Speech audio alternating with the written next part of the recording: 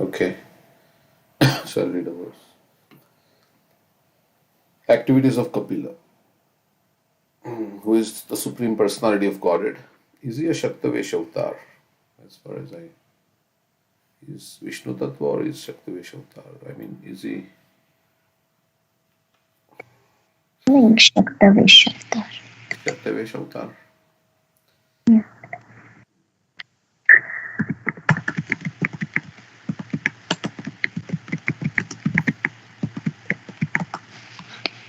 Maitreya Uvacha, Evam Nishamya, Kapilस्य Vacho Janitri, Sakardamasya Daita Kila Devahuti, Vishrashtamoha Patala Tam Abhipranamya, Tushta Vatattva Visyankita Siddhi Bhumim.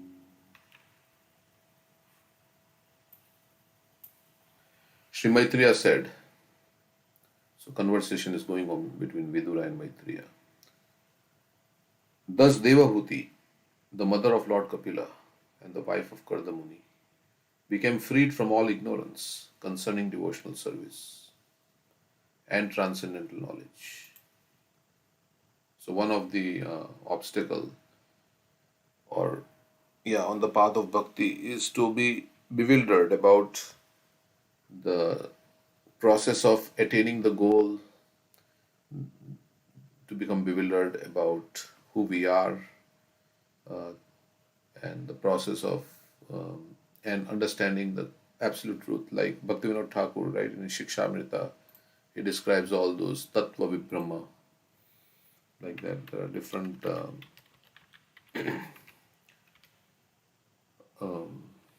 different obstacles on the path of bhakti. So tattva vibrahma means to be not conversant about the absolute truth, the truth about. So here it. Let's see this.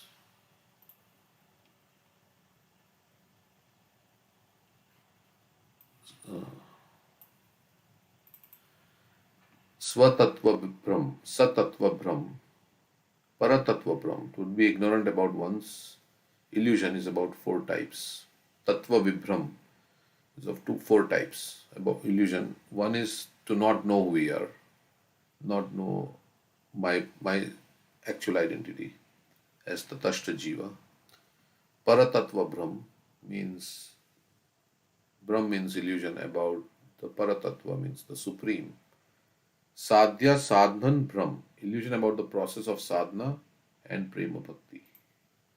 And Virodhi Vishay Brahm, illusion regarding subjects unfavorable to Krishna consciousness. So these are the four types of illusions. That. So when she heard the knowledge from Kapila Dev, then she became freed from all ignorance or Brahm about devotional service, which is Sadhya Sadhan Brahm. Sadhya is the goal and sadhana is the process of attaining the sadhya. So, what is the sadhya? Is the Supreme Lord, and sadhana is the process by which we attain the Supreme Lord. So, she understood everything. So, so when we hear from the bona fide source, then we will understand exactly what is the way to obtain how to get to Krishna. So, and transcendental knowledge. She offered her obeisances unto the Lord, the author of the basic principles of the Sankhya system of philosophy, which is the background of liberation, and she satisfied him with the following verses of prayer. The system of philosophy enunciated by Lord Kapila before his mother is the background for situation on the spiritual platform. So Sankhya means analytical study, it's to count, Sankhya. So the specific significance of this system of philosophy is stated here in his Siddhi Bhumim. It is the background of salvation. So understanding all the different material elements and who we are. People who are suffering in this material world, people who are suffering in this material world because they are conditioned by material energy can easily get freedom from the clutches of matter by understanding the Sankhya philosophy enunciated by Lord Kapila. By this system of philosophy, one can immediately become free even though one is situated in this material world. This stage is called Jivan Mukti, because he talked about many things about devotional service, the qualities of a sadhu, and everything like that. Um, Lord Kapila has spoken about the movement of the living entity, the child situation in the womb, everything. This means that one is liberated even though one stays with his material body. Jivan Mukti. Prabhupada gave the example of the coconut, which separates from its shell when it becomes dry, right? Something like that. So, even living in this body, one is detached from the body and has realized his identity as the spirit soul, servant of Krishna. So, then that's in one purport. Prabhupada says here dry coconut becomes detached from the. So, this is the purport.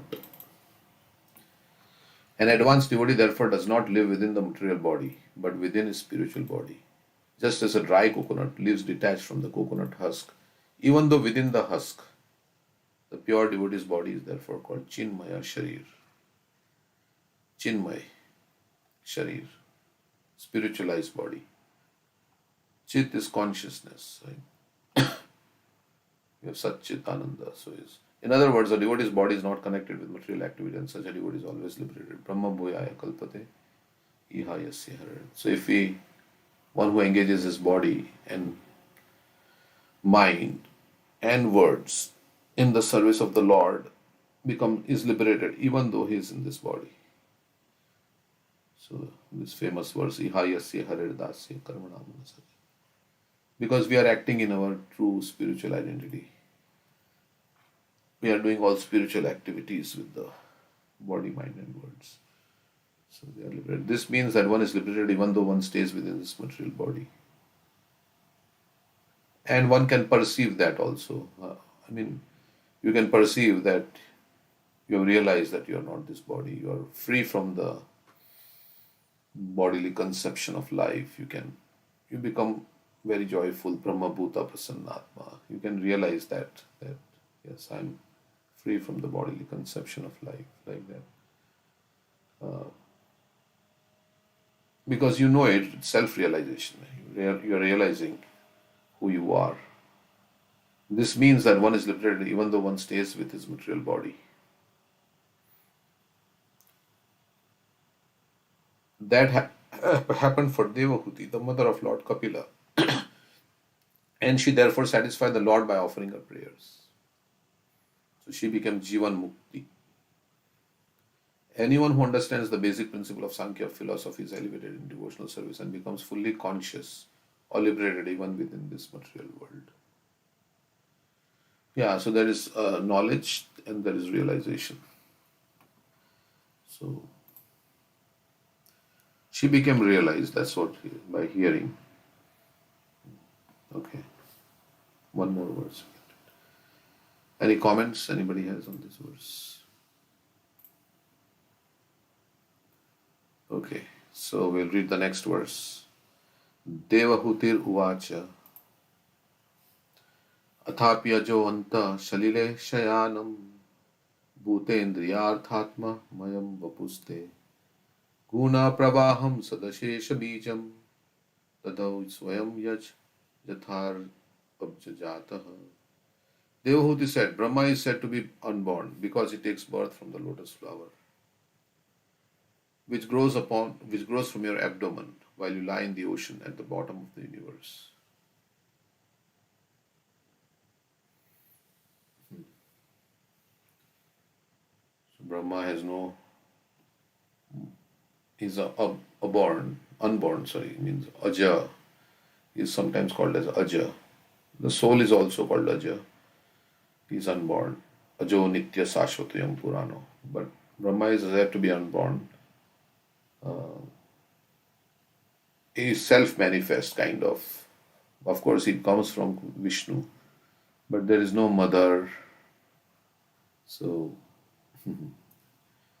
but even Brahma simply meditated upon you, whose body is the source of unlimited universes.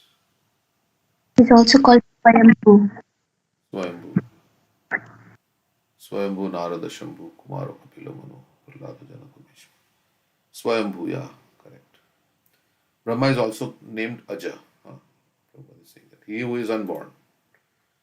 But Jiva is also Aja. Aja, Krishna says this word, Aja, for the Jiva. Ajo Nitya Sashvatayam Purana. What is the verse? Ajo Nitya Sashvatayam. न हन्यते हनुमानुषे How does it start? न जायते म्रियते व कदाचिन् न Naya. भूत्वा भाविता वनं जो नित्य शाश्वतोऽयं पुराणः न हन्यते. Yeah. So we are all unborn. We like to celebrate our birthday, but we are unborn because birth is the entrance of the soul into a body. That is basically the birth, we say birthday, and departure of the soul from the body is called death. But we always exist. This is the understanding. Before the body we existed, and after the body we'll exist. That's why Krishna is emphasizing na hanyate hanyamane sharire. When the body is destroyed, hanyamane means destroyed, then the soul is not destroyed. So we will. So on this basis, if we practice spiritual life, that I am passing through in this body, then we will not be so much concerned with our immediate needs. Like, of course, we have to take care. I'm not saying that, but we know I'm just passing through in this body for a few years, and the situation will always not be like this. My body will change, everything will change, and I'll quit this body. Jatasya duro mrityur. Everybody has to die in this material existence. Means everybody has to quit the body. Nobody dies, but dying means quitting the body. Nobody can survive here. So knowing that life is temporary, then we can focus on the eternal. Because one who gives up the eternal, For the temporary ultimately loses loses both. both. Yes, correct. Chanakya says, one who gives up the eternal for the temporary ultimately loses both. So, yeah, we have to make our situation as comfortable as possible. We try, but this is a temporary situation. It can end at any moment. And so we are eternal soul. So with this understanding, then with this knowledge, with this understanding, then we will not think that spiritual life is a waste of time, this chanting is a waste of time, or reading Srimad Bhagavatam is a waste of time. I better be doing some other activity to improve my material situation. No, because that is not going to be permanent. So like that, if we think, then we'll think, no, this is chanting is good. This is my eternal activity. Devotional service is good. So in this way, when our mind gives some, saying, oh no, you should do something else, then you can say, no, this is my eternal activity. This devotional service. And the more I engage in eternal activities here and feel comfortable with it, the more I'm ready to situate myself in the spiritual world, because I'll be not a misfit there. I will feel comfortable in that situation. So, so we have to become situated in spiritual activities so that we can, when we go back, then we will feel very comfortable because we are doing the same thing. So, here. So, whenever we think of someone's birth, there must be material father and mother. For thus one is born. Without mother and father, how can you have a child? Everybody has a mother and father in this material world. But Brahma, being the first living creature within this universe, was born directly from the body of the Supreme Personality of Godhead, who is known as Garbhodakshai Vishnu. So Brahma is an exception. The Vishnu form lying down in the ocean at the bottom of the universe. Of course, you say Rudra and others, Kumaras, they didn't come from, they were born from Brahma. So, and it doesn't say that Brahma had any mother or anything like that. Born between the eyebrows, right?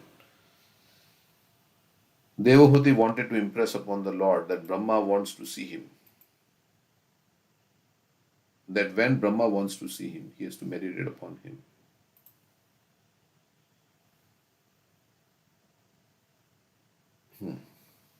You are the seed of all creation, she said. Although Brahma was directly born from you, he still has to perform many years of meditation. And even then, he cannot see you directly face to face. Your body is lying within the vast water at the bottom of the universe, and thus you are known as Garbhodakshai Vishnu. Brahma meditated for how many thousand years? Something like that. Long time he meditated on the. And then by meditation on Krishna, then Krishna says, I am easily obtained. Tasyaham Sulabha Partha.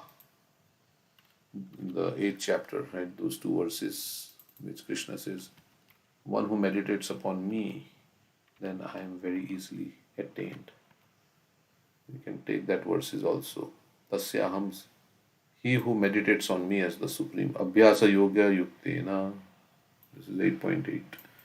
Abhyasa yoga yuktena chetasananya gamina paramam purusham divyam yati parthanu chintayan. He who meditates on me as the Supreme Personality of God and his mind constantly engaged in remembering me, undeviated from the path, he, O Partha, is sure to reach me. That is one verse, and then there is 8.15, I think. So this one says, Abhyasa Yoga Yuktena, being engaged in practice of meditation. All these activities are meant to bring us to the point of, what is the verse? All these things we are doing is to come to the point of Always remember Krishna, never forget Krishna. Smartavya Sadvam Vishnu, Vismartavya Najatuchi. So, Sarve Vidinishya Suyureta Yore Kinkara. Yeah, this is another one. 8.14. Ananya Cheta Satatam Yomam Smarati Nityashaha Tasyaham Sulabha Partha Nitya Yuktasi Yogina. Tasyam Sulabha, I am very easily attained, O Partha, for one who fixes his consciousness upon me. Ananya Chetaha Satatam. It's very difficult to do that, but at least for 2 hours we try to fix our consciousness on Krishna, Krishna's holy name. Yomam Smarati Nityashaha. Nitya means regularly also.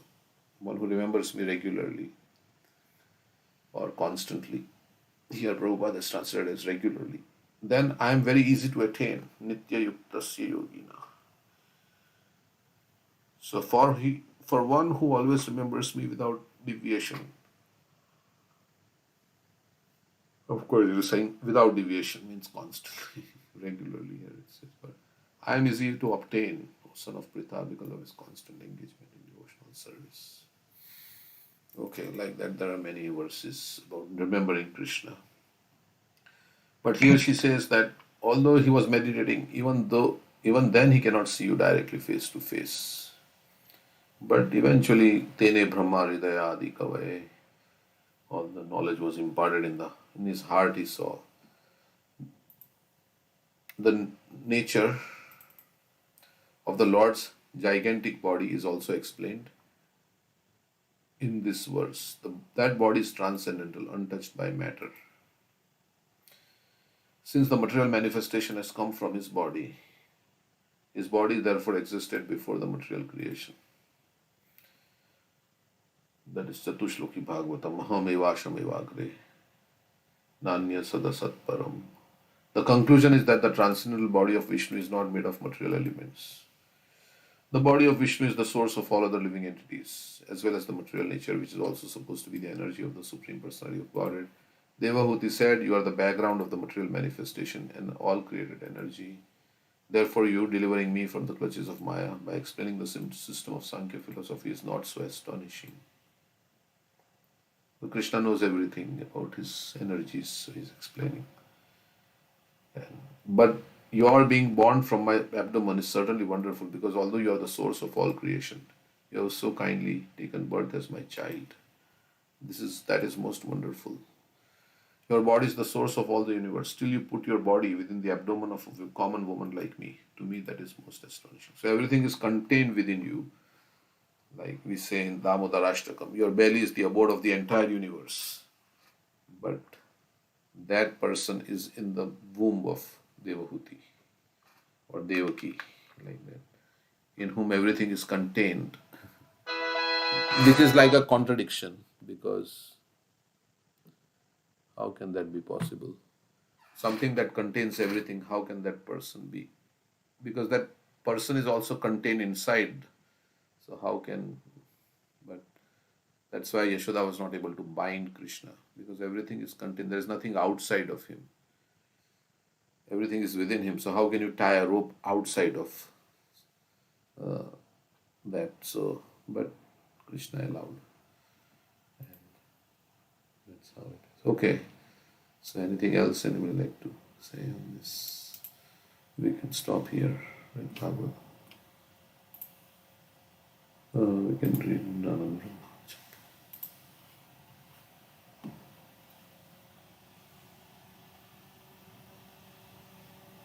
Okay, 1 minute. Meanwhile, anybody like to say anything? I open my Kindle.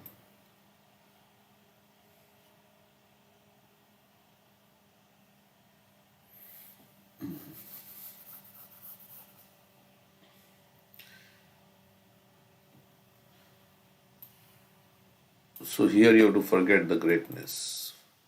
Let's read one or two things from Gita 3. It's nice. I just saw that.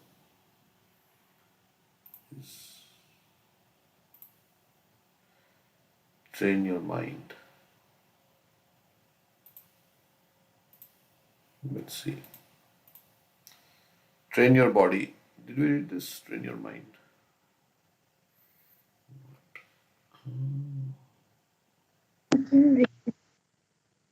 Maybe we can read again. Sixth chapter. How much money is spent on gym memberships? How much time is dedicated to grooming the body? So gym membership. A lot of gyms are there. So many people are subscribed to the gym.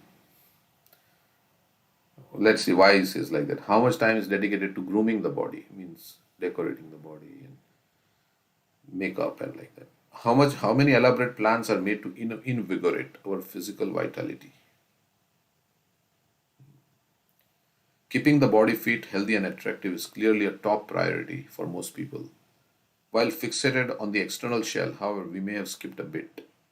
Means, yeah, we are focused on the external shell, but we may have missed something. Take a look at your phone. The screen may be cracked, the battery knackered, and the cover ripped, but you are still carrying it, and the phone does its job. Yeah, sometimes we have a cracked screen. I have a cracked screen phone, but still it works. You can still make calls and things like that. If the operating system crashes, however, the entire gadget becomes defunct. Yeah, if Windows crashes, sometimes you get a blue screen, right? It's called the blue screen of death. The blue screen, then everything is, you can't do any app, you can't open any app or anything. It just hangs, and you have to restart, and then again you get the blue screen. I have a computer like that. It keeps giving the blue screen. If the operating system crashes, however, the entire gadget becomes defunct. Everything grinds to a halt. Attention to the invisible, intangible, and subtle components of anything is absolutely essential. Thus, a wise person reflects on their life and asks, I'm maintaining the hardware of my existence, but what am I doing for the software of my existence? There is no point in a beautiful body minus a beautiful mind. So we say we may have the best computer, but if the software is corrupt, then you cannot use the computer. So we may have a very beautiful body, healthy body, but if the mind is corrupt, then like that's difficult. So that's Yeah, that's why yeah, there's so many actors that they commit suicide, right? Have a yeah, beautiful body, but not a beautiful mind. correct. Yeah, and it's a good point. They have a lot of, yeah, sometimes they commit suicide. Some actors have done like that. So, and many other people also who are materially successful. And, yeah. In chapter 6, Krishna further explores identity and self care. So they say, like, user is the soul, the mind is the software, and body is the hardware. Something like that. Chaitanya Charan proves this. that we are the user. So you can't use if the software is corrupt, like that, or hardware also, of course. In chapter 6, Krishna further explores identity and self care. As spiritual beings, particles of consciousness, we possess two bodies, gross and subtle. The gross comprises of the visible, physical frame, while the subtle consists of the invisible mind, intelligence, and ego. The subtle body acts as an interface between the spirit and the gross. So, mind, the desire comes in the mind, and the gross body moves according to the desire of the mind. Right? So, interface between the spirit and the gross. So, spirit soul, of course, it has a spiritual mind and a material mind. So, which mind we use, according to that, the gross body will move. As spiritual beings, if we are able to appropriately harness the mind, it acts as a friend which supports and empowers us in the progressive journey of life, which is going closer to God, basically. Progressive journey means not materially progressive journey, but going closer to God means our actual situation. If not, the mind can deviate, discourage, and damage us from day to day, hour to hour, moment to moment. It can operate as the unseen enemy within. Everyone can appreciate that we need steadiness of mind. When Arjuna, a consummate warrior of unparalleled strength, confesses that controlling the mind is more difficult than controlling the wind, Krishna reassures him that it is indeed possible. How? By detachment, vairagya, and discipline appears. First, we must learn to mind our mind, become an observer of the chatter.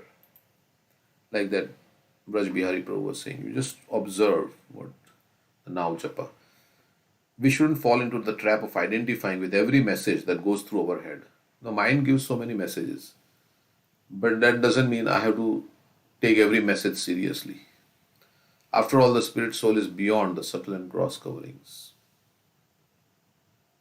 Sometimes the mind is nagging. And most of the time it's nagging. So we have to ignore. Prabhupada says you can ignore, but sometimes it nags too much. So then we have to divert the mind to Krishna, because you can't just fight with the mind like that. Just keep fighting. You have to change the mind's. You have to engage the mind in something. Like we say, child is very naughty, but you give him some, coloring book or something like that. Then he'll get engaged. So similarly, Savay Mana Krishna Padaravindayo. So we have to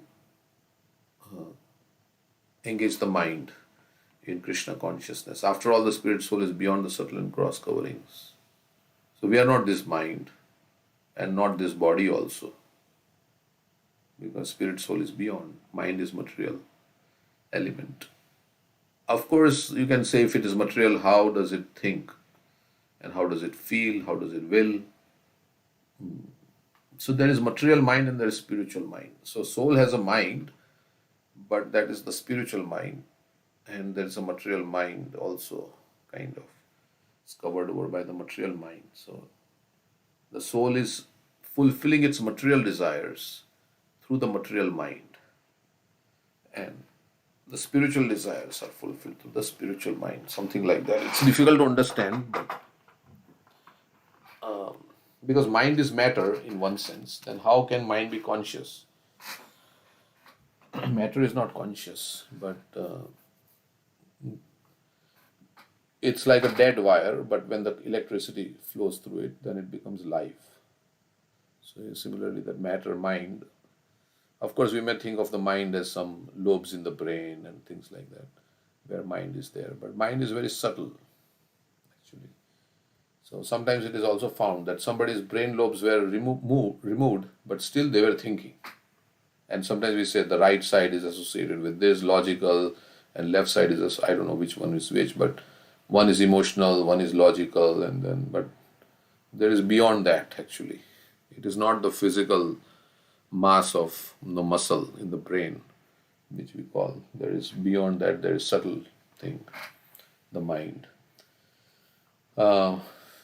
Of course, we may say that if we remove those lobes, then we cannot think.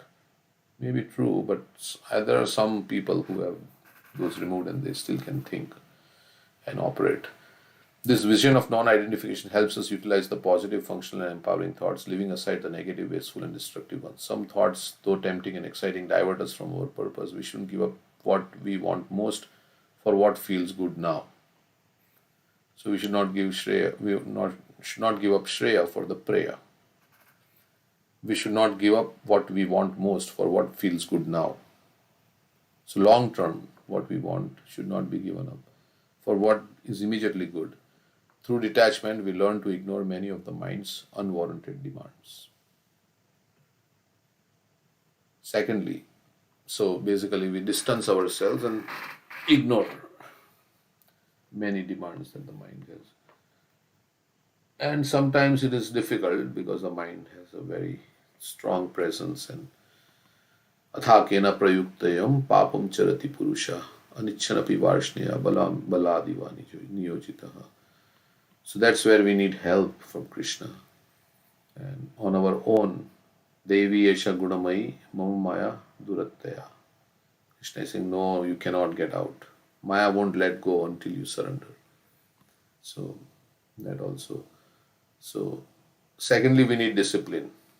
So discrimination, discipline, determination, like that. Former US President Harry S. Truman once said, in reading the lives of great men, I found that the first victory they won was over themselves. Self-discipline with all of them came first. Detachment helps quieten the mind, and discipline then remolds the mind. Krishna proposes, and sometimes we have to cry to Krishna. Krishna, I'm so, please help. That's when higher help, higher up, it comes from the acharyas. Krishna proposes daily spiritual practice with particular emphasis on early morning meditation. Such transformational practices can shift one's internal state if embraced with patience and perseverance. So if we do our japa nicely, basically that's what he's referring to. While we are doing japa, we should do it in the right consciousness. It is not about just finishing my rounds or anything. It is about connecting with Krishna. It is not a process, but it's a relationship, as Mahatma Prabhu said. It's a relationship. So it is not about just going through my rounds because I have to finish my 16 rounds or whatever. That's why I do. No, I want to hear and I want to connect with Krishna. I want to put my consciousness on Krishna. Like that. In that mood, we can connect. And then that such japa will be transformational. So, and every day if we do it like that, then it will result in slowly but gradual change of consciousness. Such transformational practices can shift one's internal state if embraced with patience and perseverance. So you have to be patient and perseverance. Though we naturally rebel against a regimen, that daily application is absolutely necessary. Otherwise, we fall short of our potential. The pain of discipline is uncomfortable, but the pain of regret is unbearable. So we don't want to regret later on that I didn't, so many things passed by, so many days passed by and I didn't even chant nicely. So that is some pain of discipline which is uncomfortable. The pain of regret is unbearable. For him who has conquered the mind is the best of friends. But from that regret should come about the reformation and the transformation. Oh, I didn't chant good japa or whatever we regret. That regret or repentance brings about a change in the consciousness. For him who has conquered the mind is best of friends. But for one who has failed to do so, his mind will remain the greatest enemy. Okay, so this is.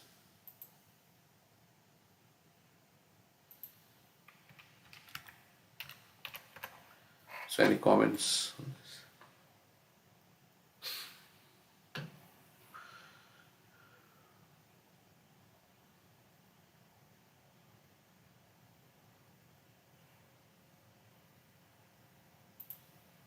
Okay. Should we read Anand Vrindavan? Yes, Prabhu. Okay, so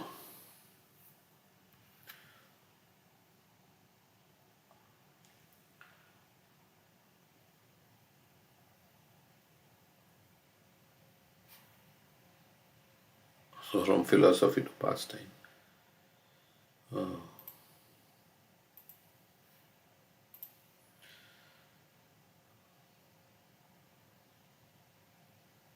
We read. We finished. We read this.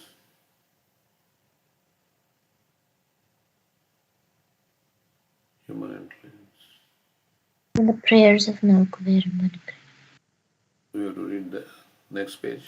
Yeah. The new pastime started. Can you hit next?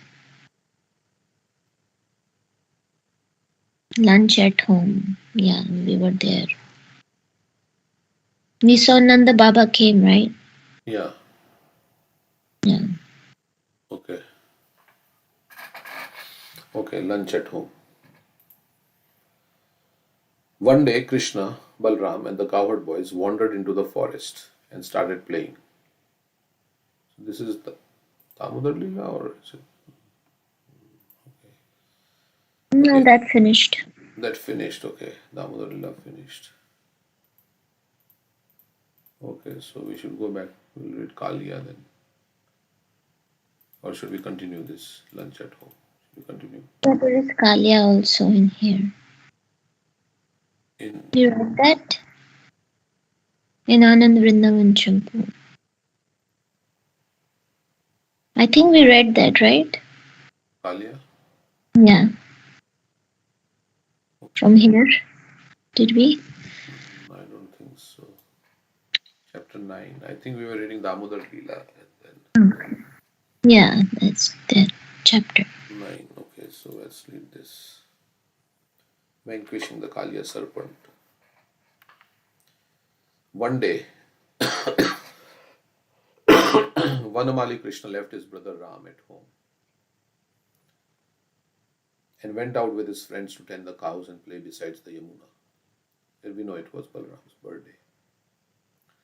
At that time, the serpent Kalia, the son of Kadru, lived in a lake within the river Yamuna. Kalia had taken shelter in the Yamuna, the daughter of Suryadev, to hide from his enemy Garuda. So Kadru's son is Kalia, and Kalia has taken shelter in Yamuna. Is also called Yami, and she is the daughter of Suryadev. So Yam and Yami. Yam is who? Yamaraj. And Yami is, so one who takes shelter of Yamuna will never have to see Yama. Right? That's what they say. Right.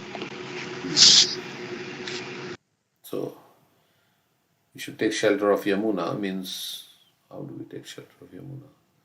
Yamuna is also Vishakha, the Gopi Vishakha, who is manifested as Yamuna. So, okay.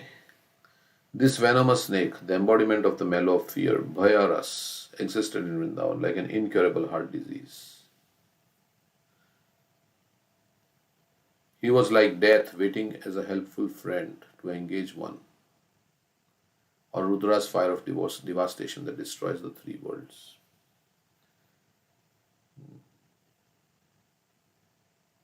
So he was like a sore in whole of Vrindavan, this venomous snake. And they, could not get rid of this. He was like death waiting as a helpful friend to engage one, or Rudra's fire that destroys the three worlds. The burning venom of the great serpent Kalia constantly heated and boiled the waters of Yamuna. How that is possible, I don't know. How can a serpent boil a whole lake? But it is possible, everything. Yamuna Devi, we don't know because we have no experience. Yamuna Devi felt like she had a black ball of fire within her belly.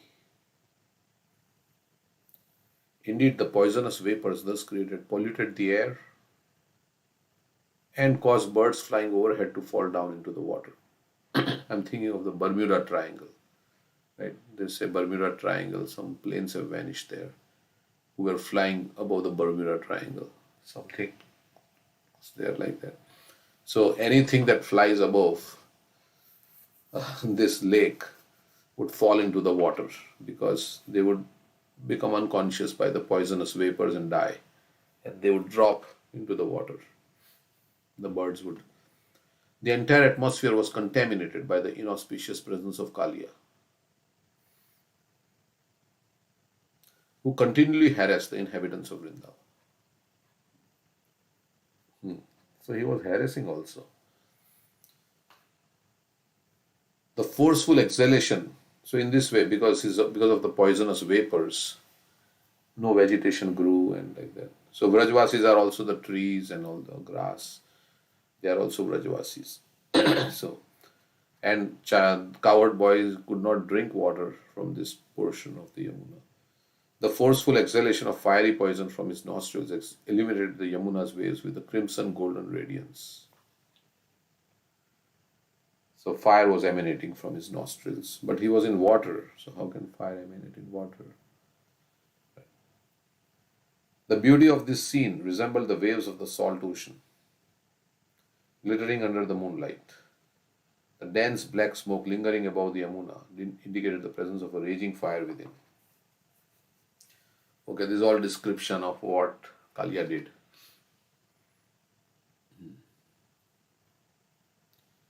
So there was some smoke above that Yamuna and there was a fire within. Nothing could live in Yamuna except Kalia's wives and sons due to the calamitous situation caused by the burning poison of that crooked serpent. Nobody could thrive there. As one takes shelter under an umbrella, Kalia stayed safe deeply in a deep lake within the Yamuna. The cowherd boys and cows sipped some water from the Yamuna to quench their thirst.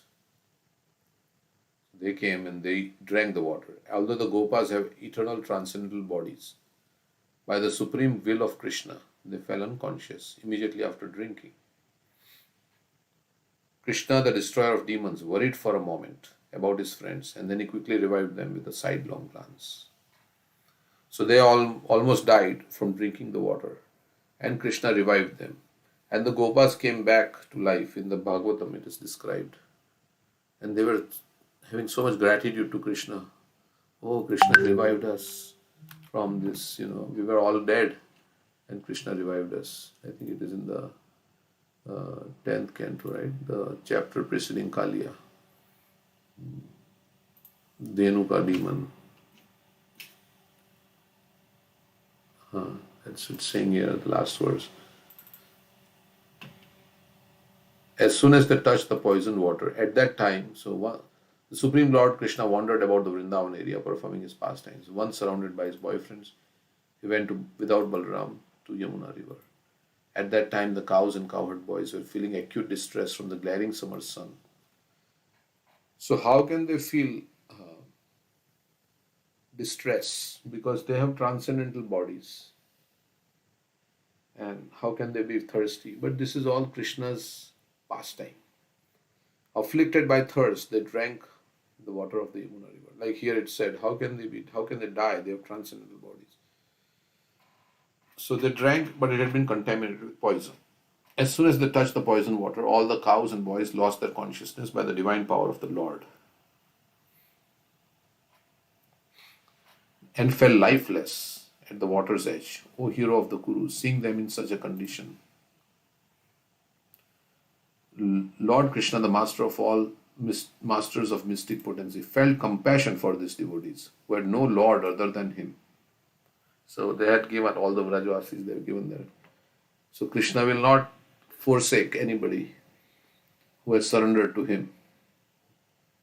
So they had no lord other than him. Means their whole hope was Krishna. Thus he immediately brought them back to life by showering his nectarian glance upon them. So they came back to life. Then, regaining their full consciousness, the cows and boys stood up out of the water and began to look at another in great astonishment. how did we? So maybe they had some memory of how they had died. O king, the cowherd boys then considered, although they had drunk poison and in fact had died simply by the merciful glance of Govinda, they had regained their lives and stood up by their own strength. So Krishna, by his glance only, he can give so much strength. By his glance only, he impregnates the material nature. Right? So, so he can do by his glance. He can eat also. Angani yasya saklendra vritti manti. Pashyanti kalayanti chiram jaganti. Ananda chinmaya sadujjvala vigrahasya govinda madhipusha. He can do anything with any of the senses. So with a sidelong glance, he revived them. It appeared that life-giving nectar dripped from Krishna's lotus eyes. So if Krishna looks at us once, then our life is successful like that. We go to the temple to be seen by Krishna. So Krishna can cast his glance upon us. So that is why Radha Natubar or Radha Vrindavan Chandra, they can look at us and they can clap. We don't go to see Krishna, rather we go so that Krishna can see us. Same thing for a pure devotee. Bhagavatam says, this one verse, one can gradually become purified by seeing, touching, and worshipping temple deities, place of pilgrimage, and holy rivers. But one can attain the same result immediately simply by receiving the glance of exalted sages. Yeah. So in one song, "A Baro Karo Na Karo," it says that गंगारा परश होइले पाश्चात्य पावन दर्शने पवित्र करो ऐ तुम्हारा गुण. So after bathing in the waters of Ganges many times one becomes purified, but just by the sight of you the fallen souls are purified. This is your great power, O Vaishnav Kusum. So when pure devotees looks at us, that's our good fortune. So, okay, yeah. To get purified, we have to go to Ganga and take a bath, or put the water on our head, or whatever. Gangara parasha hoile paschate pavan. Paschate means after going there, then you can. But sometimes the devotee comes and to our home also. We can get darshane pavitra koro e tumhara gun. Okay. Like the third, like Chaitanya Mahaprabhu says, different definitions of Vaishnav, right? So the Uttama Adhikari Vaishnav, whose very presence makes others chant the holy name. Yeah, that's like he, by his presence or by his preaching, then people become inspired to take up to the chanting of the holy Mhm. And with his qualities, like we think that, oh, I want to be like him. name. Correct. Or as Prabhupada said, sometimes he was traveling in Japan somewhere and there was no Hare Krishna, and then somebody came and said Hare Krishna. Somebody said Hare Krishna, just because they have heard about Hare Krishna. So, yeah. So they say like that. Yeah, just by presence. They say Hare Krishna. And then spiritual life has already begun. This holy name is very powerful. We should never underestimate the power of the holy name. And the more we have faith in the power of the holy name, the more it works for us. So everything is achieved by the holy name. So that's the how. Of course, you said yesterday, Bahu Janma Kare Yadi Shravan Kirtan Tabuta Napai Krishna Pade Prem Dhan. But we have to chant nicely, Namabhas means we are trying to bring the mind back. It's going, you are saying that, right? Namabhas means we are making an effort to bring the mind back. Ravindra Swarup Prabhu was saying that also. That we try to bring the mind back. We are making an effort, conscious effort to chant the holy name nicely. Not just to finish our rounds, but we are trying. So, like that. The entire atmosphere was contaminated by the inauspicious presence of Kaliya, who continually harassed the inhabitants of Vrindavan. I think we read this.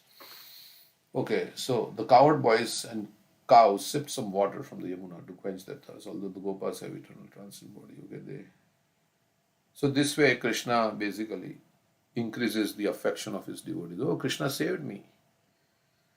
I was dead, but Krishna saved me. And then their love for Krishna increases. That Gunda thing, Gunda analogy. Krishna does all that. He sends Gunda and then he rescues them. And then he only sends misery, and then when we are rescued from misery, then our gratitude to Krishna increases. But misery is also sent by Krishna only. Of course, you may say it's sent by Krishna, but our karma also like that. So whatever it is, Krishna sometimes sends misery, also so that we can improve, we can become detached from this material existence. So if you see it in that perspective, then that misery is a blessing. So, because it will take us back to our eternal life. So, worried for a moment about his friends, and then he quickly revived them with a sidelong glance. It appeared that the life-giving nectar dripped from Krishna's lotus eyes. Returning to consciousness, the boys felt astonished and smiled gently. They warmly embraced each other and talked amongst themselves in great happiness. One cowherd boy said, Krishna is wonderful. We have a chapter, Wonderful Krishna, in Krishna book. He rescued us just like he did when we wandered into the cave-like mouth of Agasur. At other times they might have said, oh, we did all the work and you just came at the end and took the credit. But here they are saying that, oh, you rescued us. We almost died from drinking that poisonous water, but Krishna mercifully saved us. It seems that he has given a Sanjeevani Rasa to revive us. Like Hanumanji brought the Sanjeevani. After speaking thus, all the Gopas looked lovingly at their dearest friend. So Gopas, all the friends of Krishna, they looked at Krishna. Since Krishna had descended from the spiritual world, Krishna knows how to increase affection for him. For all the jivas also. Of course, Krishna Bhakta Janma Mool Sadhu Sangha. Krishna भक्ति जन्म मूल होय साधु संगा कृष्ण प्रेम जन्मिते हो पुण्य मुख अंगा. Yeah, so it is of course Sadhu Sangha. He sends devotees in our lives. And then our attraction also increases. So Krishna's arrangement, everything. Since Krishna had descended from the spiritual world, specifically to subdue envious demons, he immediately climbed to the top of a very high kadamba tree beside the Yamuna. So, Paritranaya Sadhunam, Kaliya was a demon. So Krishna climbed onto the kadamba tree. That tall kadamba touched the clouds. So very tall, the one we saw. And kissed the sky. It is not that tall, the one we saw. With a desire to crush the pride of Kaliya, the incomparable and inconceivable Lord Krishna prepared himself for a fight. He gathered his locks of hair, retied his turban, tightened his belt, and clenched his lotus hand into a fist, eager for victory. So tightened his belt and everything. Krishna's, anything else? Okay. Krishna's tender body and slender waist displayed the prime of his joyful youth. Totally relaxed, Krishna glanced gently towards the cowherd boys and said, do not be afraid, my friends. My transcendental effulgence will dispel all misfortune. Just wait here and watch the cows. So he's looking at his Gopa friends who are tending the cows. You just wait here. I will dispel all the bad things. His face illuminated by a row of radiant teeth, Krishna beamed a confident smile. He was smiling. But with his fathomless intelligence and charming characteristics, Krishna easily removes the pride and arrogance of materialistic people.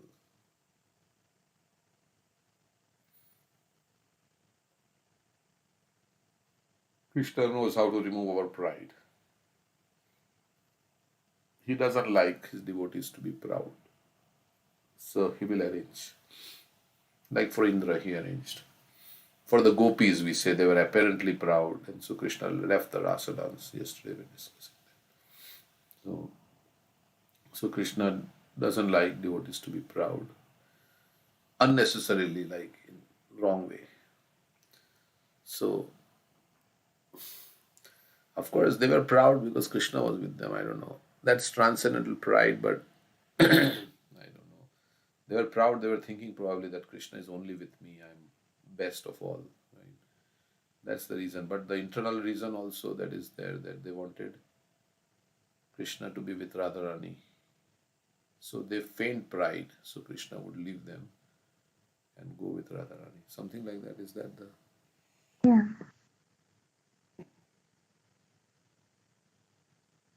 Okay, so externally it looks like that Krishna, the gopis are proud, and that's why. But internally they wanted Krishna to be. But of course, if they are feigning pride, then Krishna also knows that they are not really proud. They are feigning pride, because Krishna knows everything. But yeah, it is mentioned like that. So Krishna enthusiastically leaped into the Yamuna, just as a kingfisher dives into a river to catch its prey. He jumped from the Kadamba tree into the Yamuna. Like kingfisher sometimes goes into the... You've seen that it picks up a fish and just goes up back. Krishna's forceful plunge pushed the Yamuna over her banks, as if a big object had fallen, although Krishna was very tender and slim. Krishna's forceful plunge pushed Yamuna over her banks. The deadly poison from the serpent rose up into a mass of foam, cresting on high waves of river. So on the waves, poison was coming up as foam. The cows and cowherd boys ran away in fear upon seeing these ominous waves rushing towards the banks. So they were standing on the bank, and suddenly, when Krishna jumped in, all the water was coming towards them. So they started running away. Krishna dove so deeply into the river Yamuna that it seemed he went to trample the Patal region of the universe. So very deep he was living. He went down as if in Patal Lok. Krishna sported in Kaliya's lake like a lordly elephant. So he was not at all afraid. He was sporting around, swimming and swirling his mighty arms and making the water resound in various waves.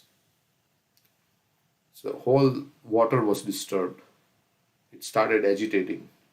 Krishna started agitating the water. And Kaliya was living in very calm environment. Suddenly, this agitation caused the poisonous waters to burst into flames. So, unable to bear the vigorous vibrations, Kaliya felt as if his life was being thrashed out of him. So Krishna can do anything, and like in first chapter of Bhagavad Gita, when he blew the conch shell, then it shattered the hearts of the sons of Dhritarashtra. So here also Krishna with his moving his hands, it was like death coming for Kaliya. Life was being thrashed out of him. Okay. So it's 8:27, we can read. Kaliya saw Krishna's beauty surpassing the sublime elegance of a tamal tree. So he was dark complexion but beautiful. Krishna's eye looked beautiful, peaceful and pleasing, and his handsome effulgent form easily defeated the sweetness of Kandarpa. Very charming. Even Cupid is defeated. Seeing Krishna's body covered with fragrant yellow sandalwood pulp easily destroys one's false pride. Despite beholding this wonderful darshan, the envious Kaliya felt Krishna to be the source of an intolerable fever. So although he was looking so pleasing and so beautiful, but still he thought this is just an unnecessary intruder in my river. Shaking with anger, Kalia furiously lunged at Krishna, bit him on the chest, and attempted to squeeze Krishna to death by completely enveloping him in his mighty coils. So he already bit him, enwrapped his coils around Krishna. Kalia considered how this person had so brazenly violated his watery domain. Nobody dared to come inside, and how this person has come. Like when Nityananda Prabhu went second time to Jagai and Madai. First time they were chased away, Nityananda. Second time they went to Jagai Madai. Madai Jagai were thinking, how dare they come back again? They ran for their life. They have come back again.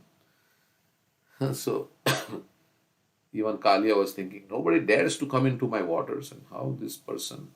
Same thing with Hiranyakashipu. When Prahlad was speaking so boldly, Hiranyakashipu was surprised that how my child is speaking so audaciously, so that she doesn't fear me, of whom all demigods are afraid.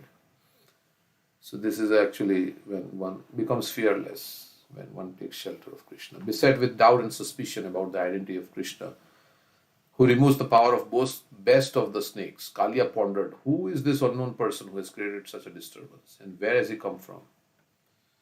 The proud, impudent, materially attached Kalia wondered how Krishna, a mere boy, blissful and beautiful with blooming youth, could have so effortlessly subdued the massive Aghasur. So he must have known that he has defeated Aghasur. Finally, he concluded that Krishna must have the ability to expand himself to any unlimited size. So he must have thought, oh, he must be very supernatural powers. We'll just finish this part. Nevertheless, Kalia tried to smother and crush Krishna by expanding his own body to monstrous proportions. Failing in his endeavor, Kalia succumbed to exhaustion. So he tried to crush Kalia tried to crush Krishna within his coils. But he couldn't.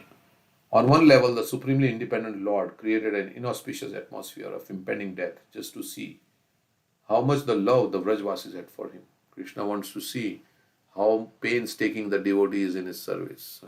Prabhupada says, like, Krishna wants to see how much love you have for him. What will you do? What will you sacrifice? So, so he is saying that how much love the Vrajvasis had for him, he wanted to see that. And to make them impatient to run to him. Like in our trying times also, we come to know who has how much love for us, right? A friend in need is a friend indeed. So what will they feel if I am in trouble? Krishna wants to see what anxiety Vrajvasis will feel. You will only feel anxiety for somebody you love. Otherwise, you will not feel anxiety. Like Prabhupada felt anxiety for all the conditioned souls because he had so much love for the conditioned souls that when he saw them playing golf or something, and he had tears in his eyes. So he had so much love.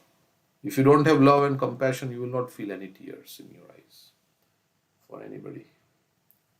So when they are suffering. So even Parikshit Maharaj, after hearing the 5th canto, the hellish planet description, he was thinking, oh, how these people can be delivered. So Vaishnavas don't like to see living in suffering condition. Yesterday we also heard the story of Janak Maharaj, how he was also feeling that. So this is the great quality, because Krishna has that quality also in him. And he is crying for every jiva.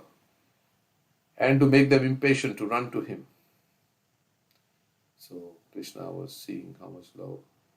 But on another level, Krishna, his handsome chest, adorned with the glistening Kaustuba gem, performed this pastime of being bound by Kalia, just to satisfy his desire to dance on the hoods of the serpent.